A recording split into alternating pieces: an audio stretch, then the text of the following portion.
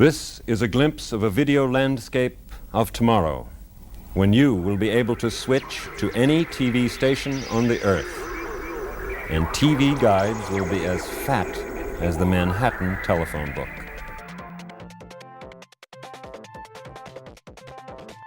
June Paik, internationally recognized as the father of video art, created a tremendous amount of artworks, including video sculptures, installations, performances, videotapes, and television productions.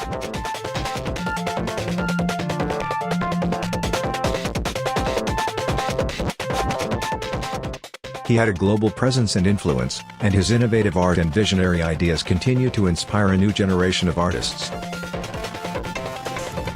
June Paik originally created Fin de Siècle for the exhibition Image World, which took place at the Whitney Museum in 1989. Paik really was a pioneer of video art who shaped the language of that art form, and Fin de Siècle is one of his most important pieces.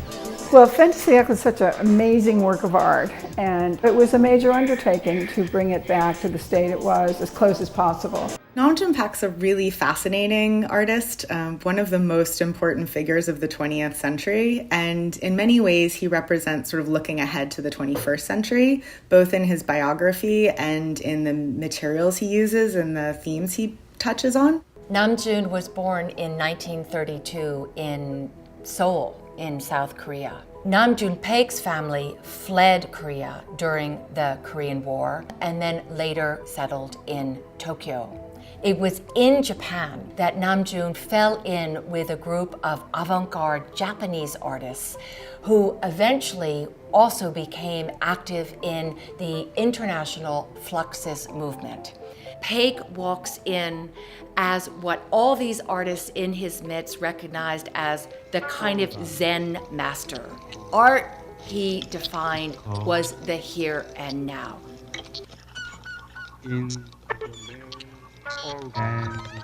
Also is one of the first artists to really take technology seriously and to start using electronics and television sets and video in his art. June Paik was the first person who brought TV, the so-called Fulls box, into the art gallery. Using the TV monitor as a canvas, he pioneered a new world of art called video art.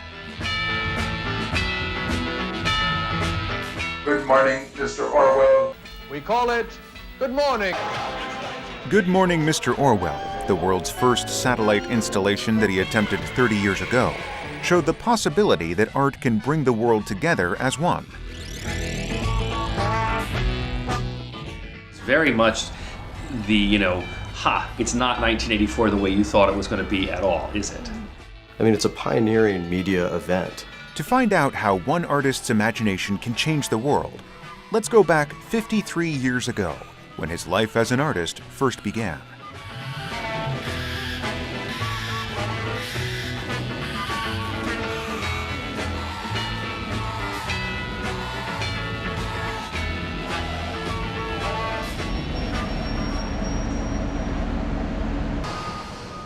June Paik worked mainly in New York City. It has already been 10 years since he has left us.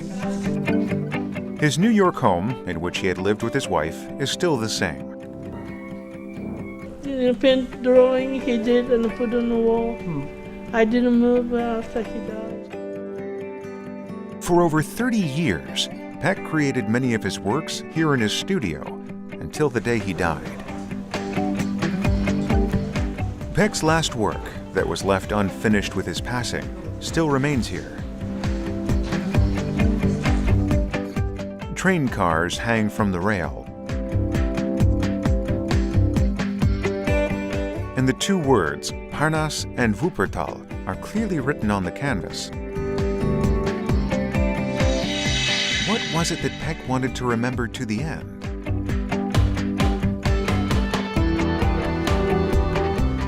Wuppertal is an industrial city located in West Germany. June Paik visited this city in 1963. One of the city's main sites, Schwebebahn, can be seen.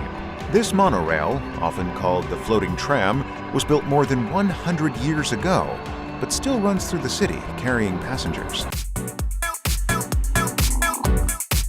Let's go back in time to young Paik's first solo exhibition that portrayed his extraordinary imagination and bold experimental spirit.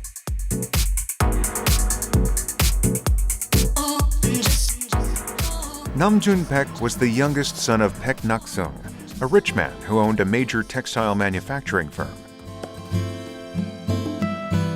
Thanks to his father, he was able to train as a pianist under the top composers at the time.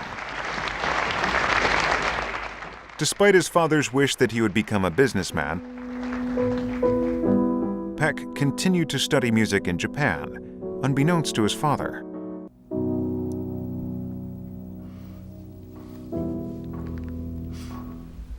Das ist jetzt der große Eingangsraum.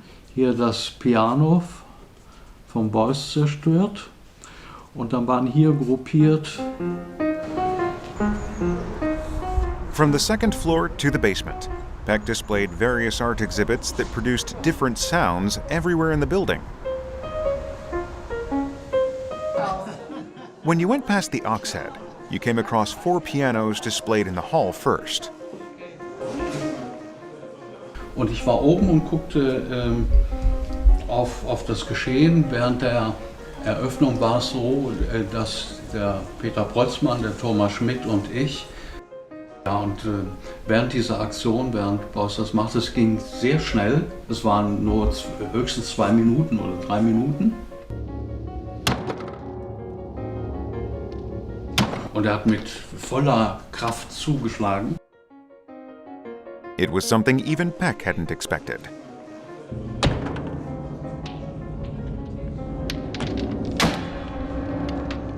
A highly expensive piano, rented from Ibach, a famous German piano manufacturing company, was being destroyed by a man who suddenly attacked it.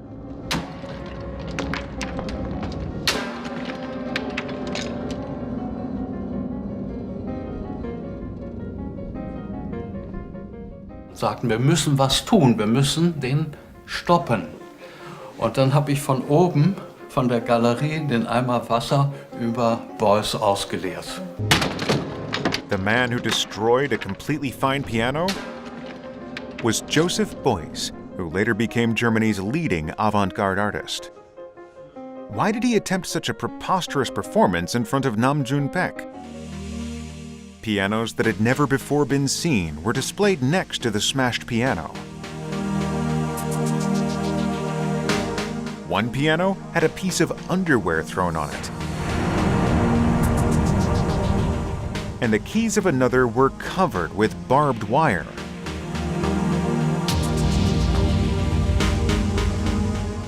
In his exhibition that day, Paik created 3 pianos that had never before existed. Elektrischen Kontakte zu machen. Es war ja so, dass die Tastaturen verbunden waren mit elektrischen Druckknöpfen, mit denen man bestimmte Instrumente an- und ausschalten konnte.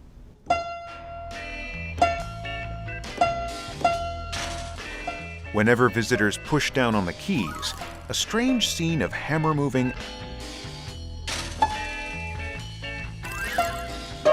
It was a piano through which people could experience various things through the senses of hearing, seeing, and touching.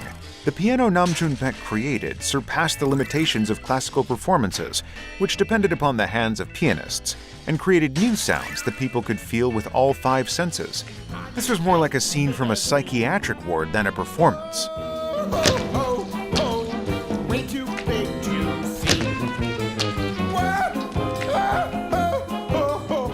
This led to a new flow of art called the Fluxus movement. Artists from various fields, such as painters, poets, composers, and performance artists, got together and pursued a new artistic world that surpassed genres.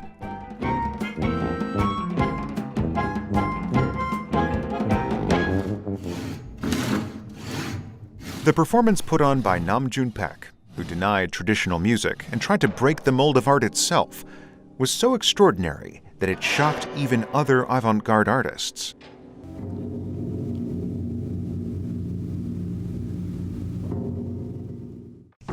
People called him the Asian cultural terrorist.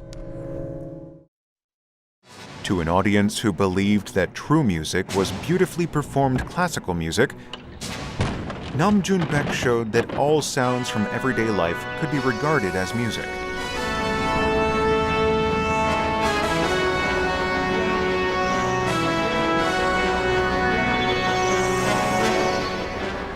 Klavier, was umfällt, geht ja eigentlich nicht kaputt, aber schafft einen völlig neuen Klang, wenn alle Saiten gleichzeitig angeschlagen werden. So ist er immer eigentlich dabei, eine Grundsatzfrage, eine Erweiterung der Möglichkeiten, einen neuen Schritt in eine Richtung zu gehen, die bisher so auch noch nicht gegangen worden ist. Nam June Paik once said these words: "There are two types of art, one that follows the trend and another that asserts oneself. Fluxus was successful because it was of the latter." He was criticizing the Western-centric thinking. He insisted on the diversity of races, cultures, and arts. The violin, which had created beautiful melodies for centuries when played with a bow, became a percussion instrument in Paik's hands.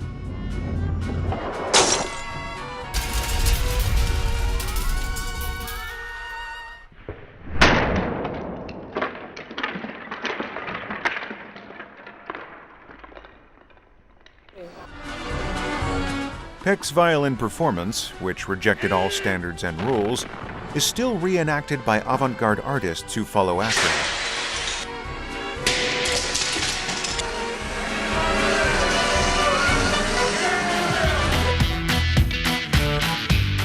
He brought TVs that usually were placed in living rooms to the gallery. 13 manipulated TV sets were displayed instead of works of art. Using the brown tube of the TV as his canvas, he proceeded with his attempt to change sounds into images. He also manipulated the TV and distorted the image itself that was being broadcasted. He was an interesting artist in terms of making any sort of unusual and unartistic medium into artistic realm. So for instance, when he first used TV as an artistic medium in '63, TVs were expensive electronic machines, and it was never really meant to be artistic medium. But he thought that that could be used for his new art, because he started in sound and music, and he thought, like experimental in sound and music, it can also happen with something like TV and video. He was a bit worried about one-way communication by television, so becoming just an audience rather than participant. So he wanted us to think about what we are watching, but also one day we should make our channels as well. So he was really thinking about something like YouTube at the very sort of middle of 20th century, saying everyone will have their own TV channel. Paik skipped lunches and saved up the money to buy TVs for his first exhibition. He also studied electronic engineering as if taking exams to manipulate the TV as he wanted. He ambitiously showcased the 13 manipulated TV sets to the world. However, the audience that only thought of TV as entertainment or as a simple information relaying medium did not understand the strange works of art that he had created. Nam June Paik surprised the world with his extraordinary art. That the viewer and the artist would not be too separate, but it did lead to a great movement of performance art and collaborative projects. Rather than choosing to walk a well-traveled road, Paik chose to go his own way. Unknowingly, he was broadening the artistic horizon.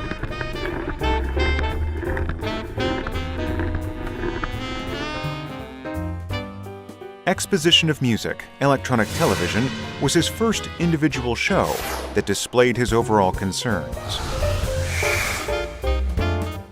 His first experimental exhibition, where the boundary between the audience and artist, as well as between art and non-art, was blurred, came to an end.